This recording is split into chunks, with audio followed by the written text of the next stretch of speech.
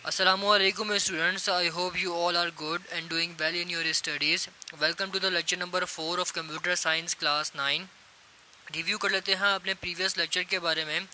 तो previous lecture में जो हमने पढ़ा था वो ये है कि फ्लो चार्ट होता क्या है, ठीक है, इसमें कौन कौन से सिंबल होते हैं। तो मैं आपको रिवाइज़ करवा देता हूँ थोड़ा सा कि फ़्लो चार्ट बेसिकली पिक्टोरियल वे था हमारे स्टेप्स का, और पिक्टोरियल वे से हमें फ़ायदा क्या होता है कि चीज़ों को समझना हमारे लिए आसान हो जाता है, ठीक है। ज़ाहिर सी बात है लिखना कम होता है तो उसमें जो स्पेलिंग मिस्टेक हैं या हम कोई राइटिंग ख़राब हो जाती है तो वो उस चीज़ों से हम लोग बच जाते हैं, ठीक है। और फिर कोई चीज़ अगर हम ग्राफिकल वे में रिप्रेजेंट करें तो ज़्यादा वो अट्रैक्टिव भी होती है, ज़्यादा इजीली समझ में भी आ जाती है, ठीक है। इसके बारे में हम लोगों ने पढ़ा था कि फ्लो चार्ट के अंदर डिफरेंट सिंबल्स होते हैं और हर सिंबल का स्पेसिफिक मीन होता है और उस मीन को उसके अकॉर्डिंग फिर हम लोग यूज़ कर लेते हैं, ठीक है। हम अपनी मर्जी से सिंबल को मीनिंग नहीं दे सकते, ये स्टैंडर्ड सिंबल्स हैं और इनके अपने स्टैंडर्ड्स मीनिंग है। आज हम लोग फ्लो चार्ट की एग्जांपल्स देखेंगे। तो सबसे पहला जो हमारे पास फ्लो चार्ट है उसमें लिखा हुआ है to convert Celsius temperature into Fahrenheit, यानी बेसिकली हमारे पास इस टेम्परेचर है जिसको सेल्सियस में दिया हुआ है ये, और इसे हमने फ़ारेनहाइट के अंदर चेंज करना है।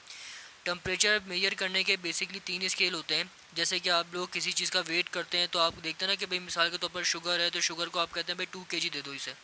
तो केजी जो है वो बेसिकली क्या है, केजी बेसिकली मेजरिंग यूनिट है जो कि वेट को मेजर करने के लिए इस्तेमाल होता है। इसी तरीके से जो फ़ारेनहाइट, सेल्सियस या केल्विन है ये बेसिकली टेम्परेचर स्केल है, टेम्परेचर मेजर करने के लिए इस्तेमाल होते हैं।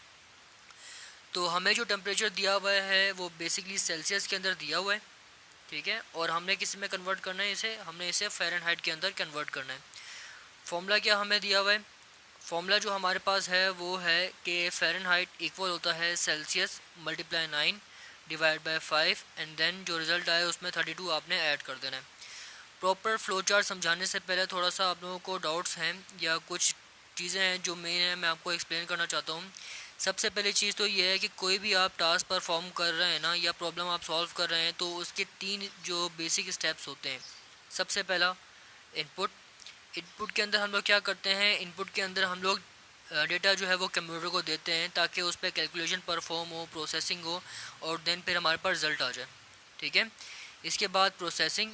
तो प्रोसेसिंग के अंदर हम लोग क्या करते हैं, फॉर्मूला अप्लाई करते हैं, ठीक है। यानी बेसिकली जो मैं डेटा कंप्यूटर को दिया है उस पर करना क्या है, देन फिर जो प्रोसेसिंग हो जाती है, फॉर्मूला अप्लाई हो जाता है या वैल्यू कैलकुलेट हो जाती है तो क्या आ जाता है हमारे पास, रिज़ल्ट यानी आउटपुट। तो इसके अंदर हम लोग जो है वो रिज़ल्ट को डिस्प्ले करते हैं, जो हमने कैलकुलेशन की हुई होती है वो हमारे पास मॉनिटर पर या प्रिंटर से बेसिकली ये है कि आउटपुट आ जाता है हमारे पास।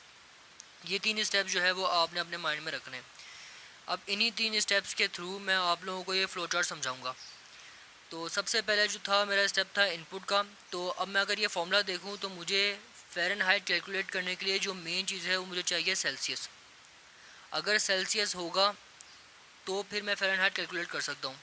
9, 5 और 32 तो ये न्यूमेरिक वैल्यूज़ हैं, ये हमारे फॉर्मूले में एज इट इज़ पुट हो जाएंगी, मुझे ये चाहिए नहीं, ठीक है। मुझे जो मेन चीज़ चाहिए वो सेल्सियस चाहिए। तो पहला जो मेरा स्टेप था वो क्या था, इनपुट। तो इनपुट के अंदर मैंने क्या रिक्वायर्ड किया, सेल्सियस, ठीक है। अब ये सेल्सियस पहले स्टेप में मुझे जो है वो सेल्सियस चाहिए। ये मेरा काम यहाँ पे इनपुट का ख़त्म हो गया क्योंकि 9, 5 और 32 न्यूमेरिक वैल्यू है, ये मुझे इनपुट नहीं चाहिए, मैं इनको डायरेक्ट फॉर्मूले में पुट करूँगा। तो पहले स्टेप में मैंने क्या किया, प्रोसीजर स्टार्ट करने के बाद के इनपुट लिया और इनपुट में मुझे सेल्सियस रिक्वायर्ड था तो मैंने सेल्सियस लिख दिया। देन अब ये इनपुट का सिलसिला ख़त्म, इनपुट अब मुझे फ़र्दर कुछ नहीं चाहिए। तो जब मेरा इनपुट का सिलसिला ख़त्म हो जाता है तो मुझे क्या करना है, प्रोसेसिंग। प्रोसेसिंग के अंदर क्या करते हैं हम लोग, फॉर्मूला अप्लाई करते हैं। अब फॉर्मूला क्या है मेरे पास जो फॉर्मूला है वो है फ़ारेनहाइट कैलकुलेट करने के लिए सेल्सियस मल्टीप्लाई 9, यानी जो सेल्सियस वैल्यू है जो आपने एंटर की है उसको पहले 9 से मल्टीप्लाई करना है, देन इसको 5 से डिवाइड करना है और फिर जो रिज़ल्ट आए उसमें 32 ऐड कर देना है। तो आप देखें कि इनपुट देने के बाद जो नेक्स्ट स्टेप था मेरा वो फॉर्मूला मैंने अप्लाई कर दिया, और फॉर्मूला अप्लाई करने के बाद मुझे फ़र्दर और कुछ कैलकुलेट नहीं करना। तो मेरा नेक्स्ट जो स्टेप होगा वो होगा आउटपुट का। तो आउटपुट के अंदर मैंने रिज़ल्ट जो है वो डिस्प्ले किया है, तो मेरे पास जो रिज़ल्ट है वो क्या है, फ़ारेनहाइट।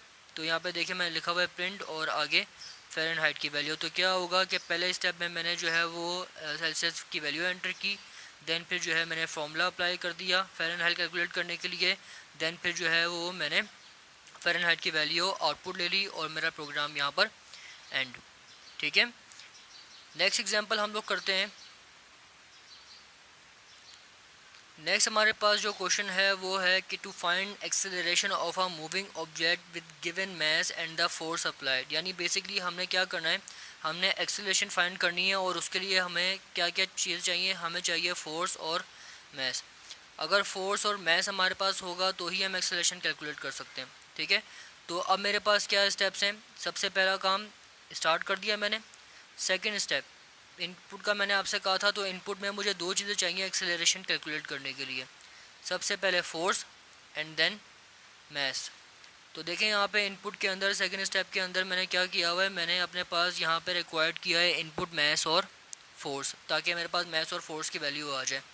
यहाँ पे फर्दर मुझे और किसी चीज़ की ज़रूरत नहीं है। ठीक है, तो थर्ड स्टेप जो मेरा होगा वो क्या होगा, फॉर्मूले का। तो फॉर्मूला क्या था मेरे पास, acceleration equals to force divide by mass. तो देखें मैंने यहाँ पे क्या किया कि फॉर्मूला पुट कर दिया, वैल्यू कैलकुलेट हो गई एक्सेलरेशन की। और फिर क्या हुआ, जब मेरे पास मज़ीद कुछ कैलकुलेट करने के लिए नहीं रहा तो मुझे क्या चाहिए, आउटपुट चाहिए।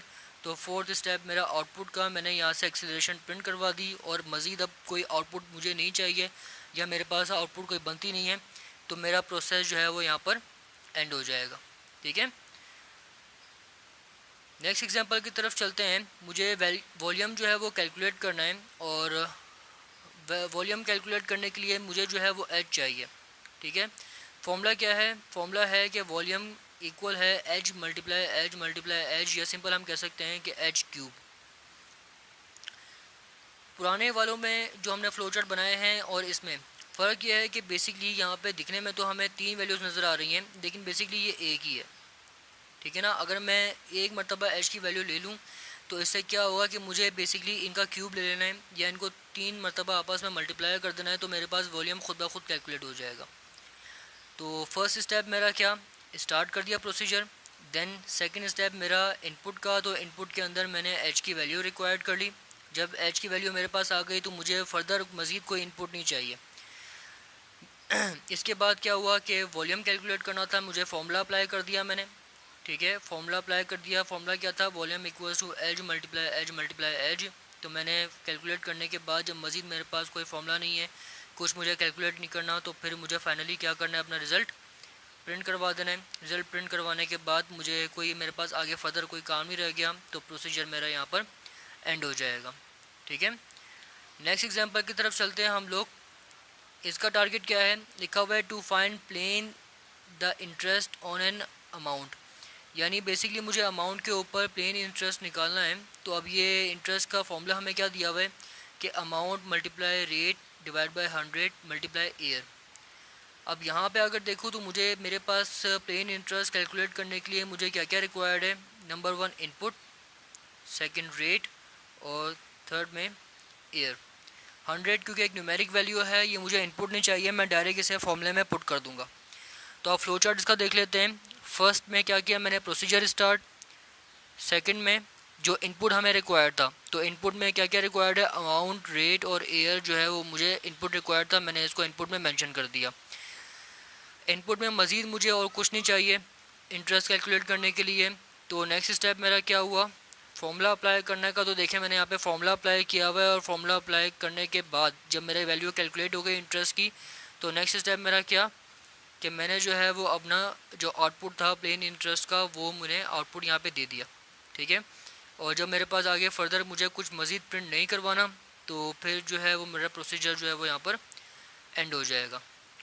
तो दोबारा अगेन हम लोग जो है रिवाइज कर लेते हैं कि हमने जो है जो फ़्लो चार्ट में पढ़ा कि फ़्लो चार्ट बनाना है आपने, या कोई भी अपना जो टारगेट है वो आपने अगर अचीव करना है, तो आपके पास जो बेसिक चीज़ें हैं वो क्या हैं कि पहला तो आपको फॉर्मूला अच्छे से पता होगा कि बेसिक आपने कैलकुलेट क्या करना है और उसे किस तरीके से करना है।